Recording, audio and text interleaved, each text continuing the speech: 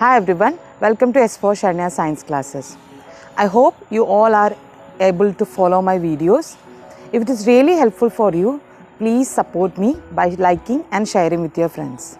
If anybody still remind to subscribe my channel, then please subscribe it also.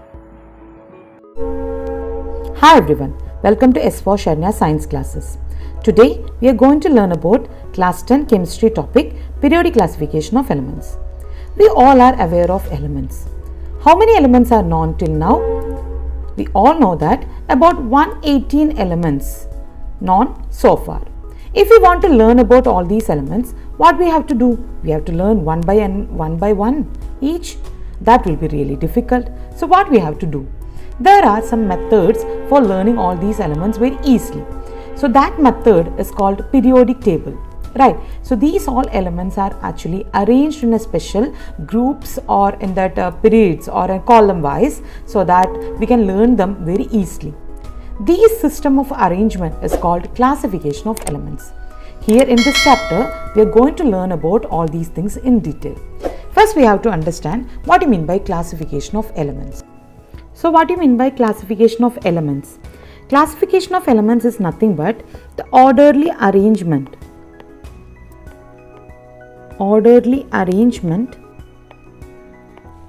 of elements according to their similarities in their properties. According to their similarities in their properties. If we are arranging all these elements according to their similarities in their properties, it will be very easy to study about them. To study a large number of elements was not an easy task. So, the classification of elements made the study of elements and their properties easier and systematic way. So, that's actually the classification of elements. Here you can see that we are going to learn about some of the early attempts of this classification of elements. There are so many scientists who try to do that, right? Some of the major classification of elements, the attempts we are going to learn now, right? So what are the major early attempts? Early attempts of classification. The first one we are going to learn here, which is actually the Dobereiner's triad. Dobereiner's triads. What do you mean by Dobereiner's triad? Dobereiner was the one of the scientists who tried to classify the elements in the increasing order of their atomic mass. He classified the elements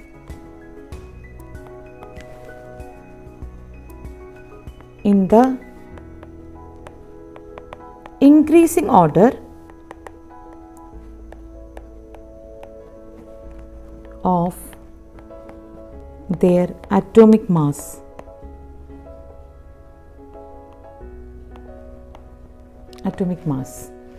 And he actually classified them into groups of 3 actually, which is called the triads. These 3 elements are called triads. In each triad, the atomic mass of the middle element was approximately equal to the average atomic mass of the other 2 elements. That was the specialty of this triad. That means when he arranged, he observed that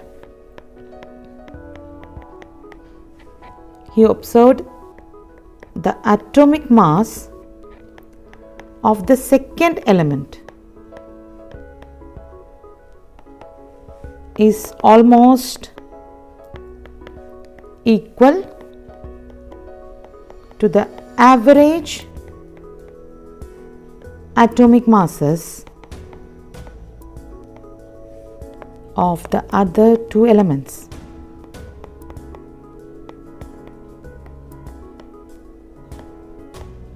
In the triads. This was the specialty. So what do you mean by this? Dobereiner was the one of the first scientists who tried to classify the elements. He classified the non-elements into the increasing order of their atomic masses, and when he arranged like that, he actually arranged in the elements into a set of 3, that's called the triads. When he arranged like that, he observed the atomic mass of the second element is almost equal to the average atomic mass of the other two elements in that triads. Right. So here we will take some of the examples, then you will have a clear idea. For example, lithium, sodium and potassium. Right. Here you can see that the atomic mass of lithium, it's about 7, and if you are taking that potassium, it was about 39. When he calculated, he have taken the average atomic mass of that lithium and sodium, lithium and potassium, like that 7 plus 39 upon 2. It was about equal to that of 23, which was the atomic mass of sodium. So this was the concept put forward by Dobereiner. Like that, you can see that there were so many other triads also, like calcium, strontium, barium, right? If you are checking the atomic mass about calcium, it will be 40.1, right? And you can see that the strontium, it will be 137.3. If you are taking the average atomic mass, it will be about 88.7. If you are checking the strontium's atomic mass, it was actually 87.6. So nearly about it is similar, right?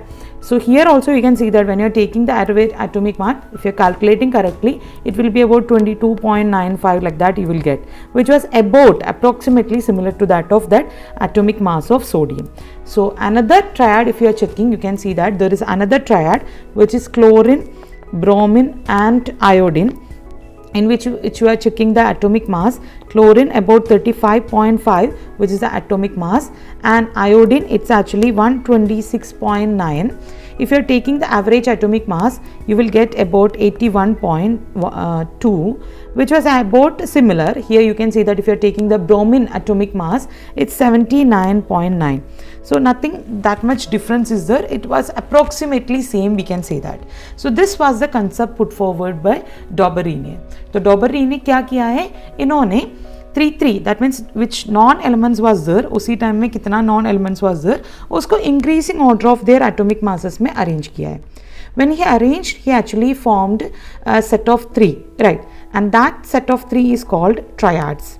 When he arranged like that, he observed that atomic mass of the second element, that means if it is, these are the triads, atomic mass of the second element, sodium, which was actually approximately equal to the average atomic mass of the other two elements. So here you can take any of the example, you can prove it.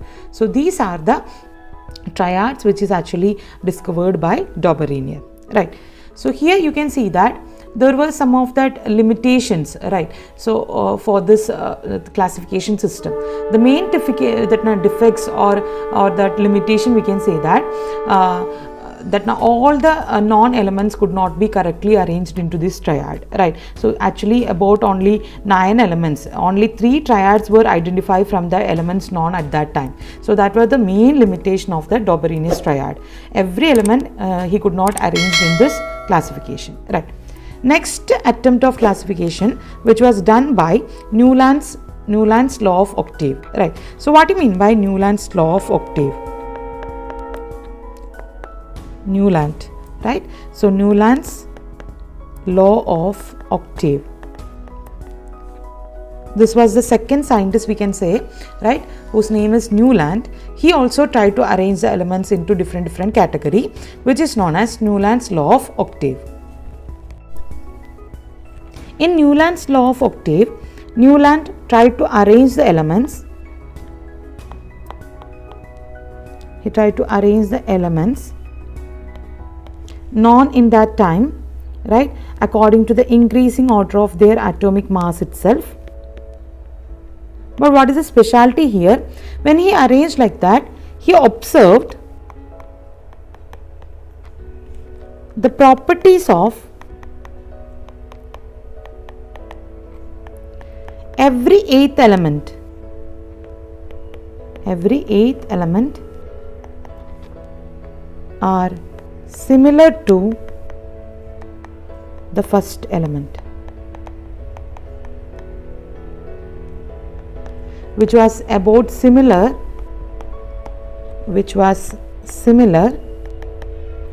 to the musical notations. notations. Like we can say that sa, ri, ga, ma, pa, dha, ni. Again you can say that the next note will be sa. So here you can see that if you are counting 1, 2, 3, 4, 5, 6, 7, the 8th element was just similar to that of the first. So same pattern, this musical notation pattern he observed, who Newland observed in his arrangement, right? So you can see that it was actually, that's why it is called Newland's law of octave. So what we have to take, Newland ने जो elements को classify करने की कोशिश किया है in the increasing order of their atomic mass itself.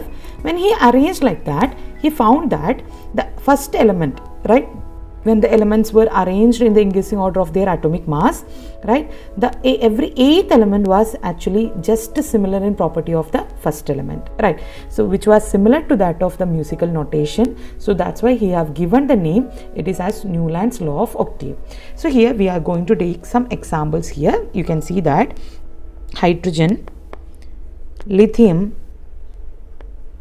beryllium, boron, carbon, nitrogen, oxygen, fluorine, sodium, magnesium, aluminium, silicon, phosphorus, sulfur, chlorine, potassium, calcium, chromium, titanium, manganese, iron, etc. You can see that there are so many elements like that.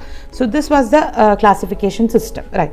So you can see here when he arranged like that. So here 1, 2, 3, 4, 5, 6, 7, right? So the 8th element was just similar to that of that the first one. If you're counting from here, you can see that if you are taking from beryllium, right, you can count from here that 1, 2, 3, 4, 5, 6, 7, 8. So the 8th element is just similar in property of the first. If you are counting from, you can see that oxygen and sulfur, right? If you are counting from here, you can see that oxygen, take it as first, right? 1, 2, 3, 4, 5, 6, 7, 8.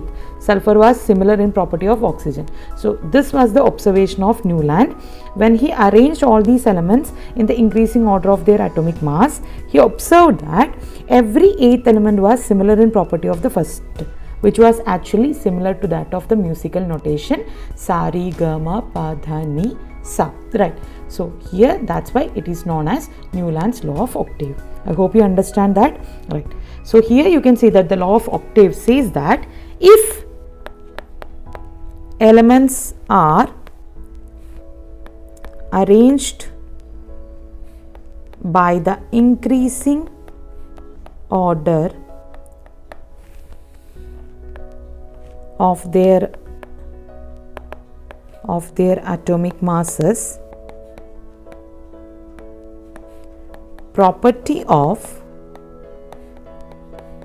every 8th element repeats. This is known as law of octave. And you can see here there were also some limitations. What are the main limitation of this classification system? You can see that here also all the non-elements are and the elements discovered later could not be correctly arranged into this octave, right? So we can say that the similarity in properties also not at all applicable for the higher elements. So one of the main problem was that here limitations. We will take one by one. Limitations. First one was all the non-elements,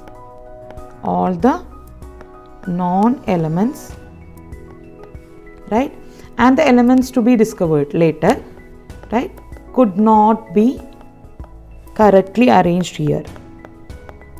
Correctly arranged into octaves. This was the first problem.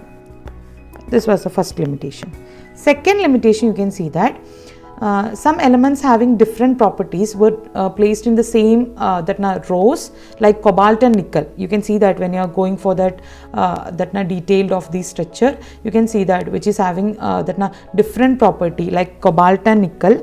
They were arranged in the same row, right, and having different properties are placed along with the fluorine, right. So cobalt and nickel, you can see that, which is having both same property, which was arranged with that. You can see that the cobalt and nickel was arranged about here, right. So cobalt and nickel was arranged with the fluorine, which is having entirely different property. So the elements having different properties were placed in the same rows like cobalt and nickel, which is having different property with the fluorine, right, and chlorine, fluorine. So here you can see that if you're checking, cobalt and nickel is entirely different from fluorine and chlorine. So these all are actually arranged in the same row, right.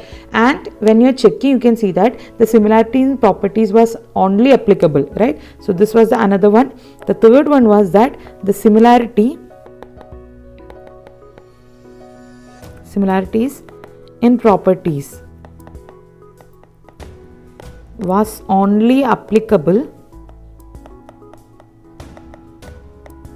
right, only applicable till calcium. This was the major demerit of this law of octave, right. So here you can see that only 56 elements were known in that time. Later more elements were discovered which also could not be adjusted in the octave, right. And you can see that in some places 2 elements were placed, like cobalt and nickel, that we already told, right. And that was also placed with the elements which is having entirely different property like fluorine, chlorine, etc., right. So they have placed in the same column, right, or you can say that, right. And these all are the main defects of that or demerits of Newland's law of octave, right. So I hope you understand all these concepts properly, right. Now in the next session we are going to discuss about Mendeleev's atoms of periodic table, Mendeleev periodic table and the periodic law, everything in detail. I hope you understand about that Dobereiner's triad and Newland's law of octave clearly. Thank you. Thanks for watching.